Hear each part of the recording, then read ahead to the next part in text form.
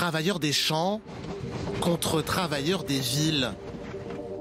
En France, nous ne sommes pas égaux face au temps passé dans les transports.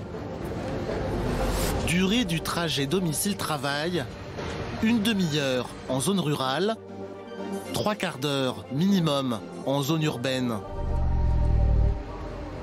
Des fois, c'est 1 heure, 1 heure et demie.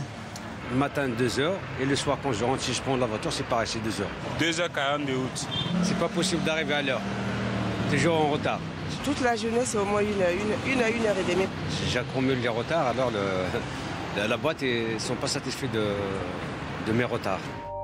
Et le salarié est rarement satisfait du budget qu'il dépense tous les jours pour aller travailler. Entre Paris et la campagne, c'est du simple au double. Car le premier moyen de transport pour se rendre au boulot coûte cher, la voiture, utilisée au quotidien par 2 Français sur 3, loin devant le bus, le train ou le vélo encore très marginal.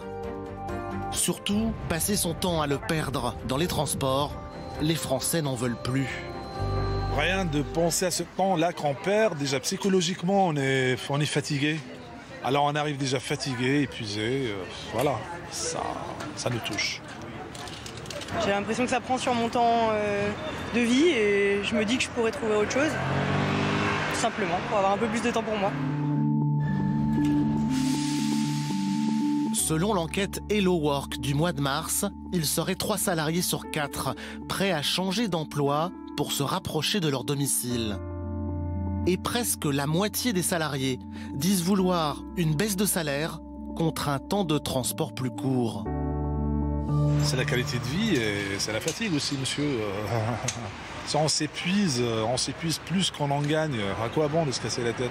Je préfère être à côté de moi, j'ai mon petit salaire, je reste tranquille. Non, moi je préconise quand même le salaire au trajet, évidemment.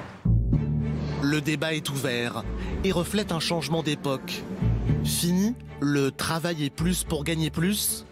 Pour 23 millions de salariés, il y a désormais aussi travailler moins loin pour perdre moins en qualité de vie.